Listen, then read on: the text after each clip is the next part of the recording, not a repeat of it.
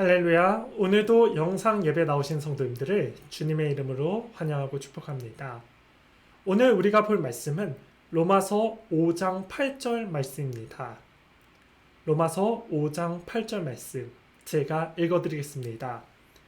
우리가 아직 죄인 되었을 때에 그리스도께서 우리를 위하여 죽으심으로 하나님께서 우리에 대한 자기의 사랑을 확증하셨느니라. 아멘. 그리스도인들에게는요, 출발점이 있습니다. 어떻게 그리스도인이 되었습니까?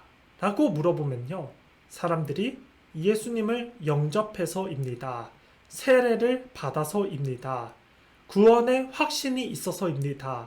라고 말하시는 분들이 굉장히 많습니다. 물론 맞습니다. 그러나 이 부분을 조금 더 구체적으로 살펴보면요, 네 가지가 있기에 우리가 그리스도인이 되었다라고 말하고 있습니다. 오늘은 우리가 이 네 가지의 부분을 살펴보면서 우리의 정체성을 다시 한 번 더 돌아보는 시간이 되기를 바라겠습니다. 아멘. 첫 번째는 바로 하나님이 나의 주인이란 사실을 믿으셔야 됩니다. 여러분, 하나님은요, 세상을 창조하셨습니다. 뿐만 아니라 저와 여러분 역시도 하나님께서 창조하셨습니다. 이것을 다른 말로 해서 고대 사회로 비춰보면요, 하나님이 왕이시다라는 것을 가리킵니다. 하나님이 왕이시고 우리는 그 밑에서 하나님을 섬기고 주님의 자녀이고 주님의 백성들입니다. 이 부분을 나타내는 게 바로 성경책입니다. 성경책은 구약에서 신약까지, 창세기부터 요한계시록까지 하나님이 주인이시다, 하나님이 왕이시다 라고 거듭 말씀하고 계십니다. 그리스도인의 출발점은 이 사실을 받아들이는 데 있습니다. 그래서 하나님이 왕이시고 하나님이 과거에도 계셨고 현재도 계시고 미래도 이끌고 있는 주님이 왕이십니다 라고 받아들이는 것부터 시작이 됩니다. 이 사실을 받아들이길 바랍니다. 아멘. 두 번째는 바로 사람이 왕 대신 하나님을 거부하고 하나님의 자리에 올랐다라는 사실을 우리가 기억해야 되는데, 그 자리가 바로 저와 여러분도 될 수가 있습니다. 여러분, 로마서 3장 23절의 말씀을 보면 모든 사람이 죄를 범하매 라고 말합니다. 그러니까 세상에 살아가는 모든 사람들은요, 죄를 피해갈 수 없습니다. 죄라는 단어는 영어 사전에서 sin 이렇게 말을 하는데요, 이 단어의 그 스펠링에 보면요, S-I-N 이렇게 되어 있습니다.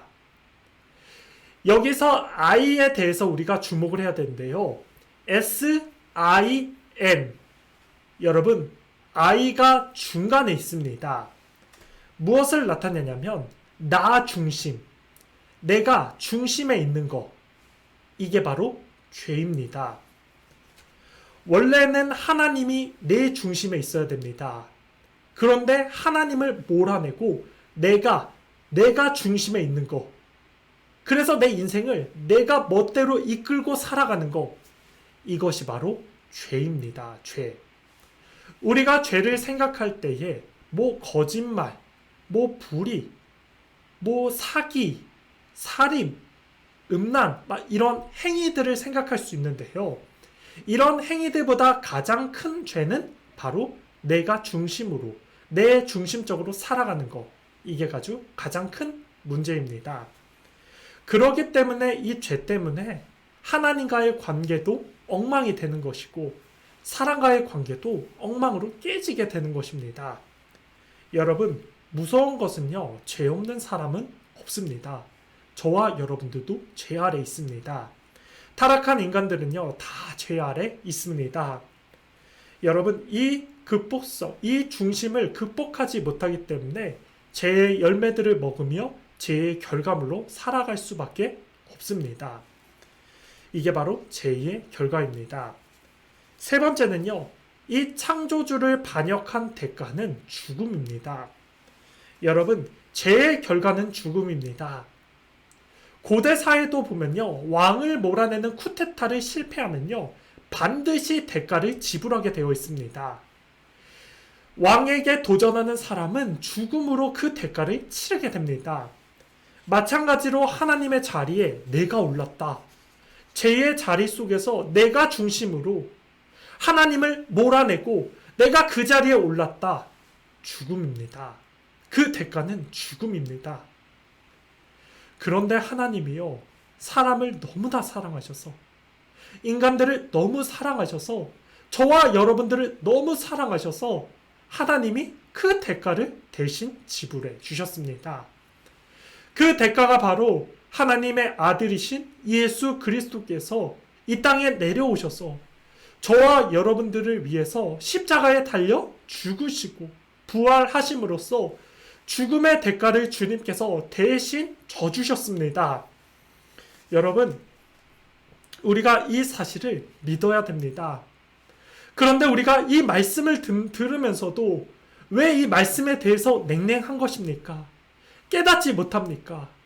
예수님에 대해서 우리가 깊게 깨닫지 못하기 때문에, 예수님을 깊게 받아들이지 못하기 때문에 주님이 십자가에서 죽으셨는데도 우리가 그 사실을 받아들이지 못하는 것입니다. 여러분, 곰곰이 묵상하면서 내가 죽을 수밖에 없는, 영원한 죽음에 죽을 수밖에 없는 나 때문에 예수님이 죽고 부활하셨다는 사실을 받아들이면서 다시 십자가 앞으로, 주님 앞으로, 예수님께로 돌아오시길 바라겠습니다. 네 번째로는 우리가 정말 십자가의 죽음을 받아들이면서 예수님을 내 삶의 주인으로 모시며 살아야 됩니다. 아멘.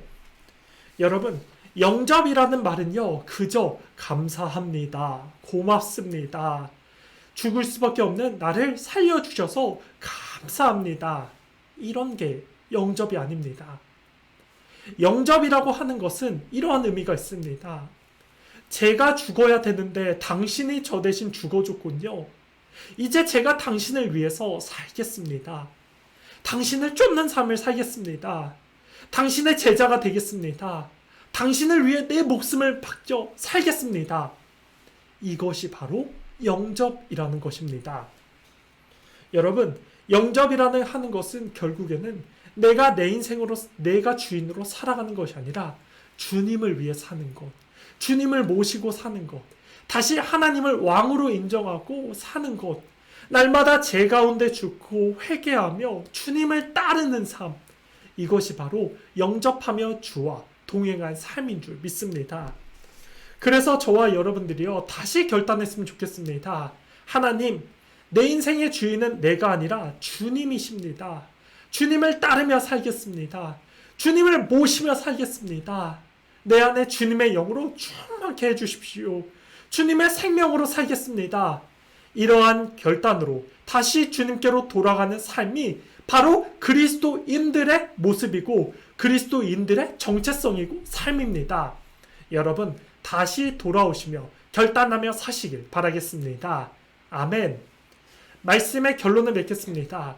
제가 이 말씀을 묵상하다가요, 이러한 일화가 떠올랐습니다. 영국에서요, 찰스 스펄전이라는 목사님이 있습니다. 이 목사님이 어느 날 서재에서 말씀을 묵상하는데 은혜를 얼마나 받았는지 엉엉 크게 울었습니다. 밖에서 사모님이 그 울음을 들으면서 목사님이 오늘 말씀 가운데 큰 도전과 은혜를 받았구나 라고 생각을 했습니다. 그리고 식사 시간에 목사님께 물어봤습니다. 목사님, 오늘 말씀 가운데 큰 은혜 받으셨나 봐요. 많이 우시는 거 들었습니다. 그때 목사님이요, 밥을 먹다가 이런 말을 했습니다. 사모님, 제가 오늘 말씀을 보는데요, 제가 오늘 읽었던 말씀은 예수님이 십자가에 달려 죽으시는 내용을 묵상하게 되었습니다. 그런데 제 가슴에 아무런 감동이 느끼지 않아서 제가 너무 가슴이 아파서 엉엉 크게 울었습니다. 라고 말을 했다고 합니다. 저와 여러분들이 십자가를 생각하면 무슨 생각이 드십니까? 주님은 주님의 인생을 다 거쳐서 십자가에 달려 죽으시고 저와 여러분들의 죽음의 대가를 담당하시고 대가를 지불하셨습니다. 여러분, 다시 우리가 주님을 생각하며 주님을 기억하며 그 십자가의 은혜를 기억하며 예수님을 내 인생에 다시 영접하며 주님을 왕으로 모시며 사시길 바라겠습니다. 그래서 이번 전도 축제 때 우리가 다시 은혜를 받아야지 받은 은혜를 가지고 전도하고 흘려 보낼 수 있지 않겠습니까? 복음은 그저 값없는 것이 아닙니다. 가치 있고 고귀하고 인생의 모든 걸 걸쳐서 가장 소중한 것이 바로 복음이고 주님을 따르는 삶입니다. 여러분, 다시 십자가를 생각하며 우리 예수님, 우리 주님을 생각하며 주님을 모시며 오늘 하루도 주님과 함께 동행하시는 저와 여러분의 삶이 되기를 간절히 축복하겠습니다. 십자가를 지고 주님을 따르는 삶, 주님이 그 삶 가운데 이끌어 주시고 함께 해 주실 것입니다. 오늘도 주의 십자가를 기억하며 예수님을 묵상하며 주님의 생명으로 충만케 사시는 저와 여러분의 삶이 다 되길 예수님의 이름으로 축복하겠습니다. 아멘.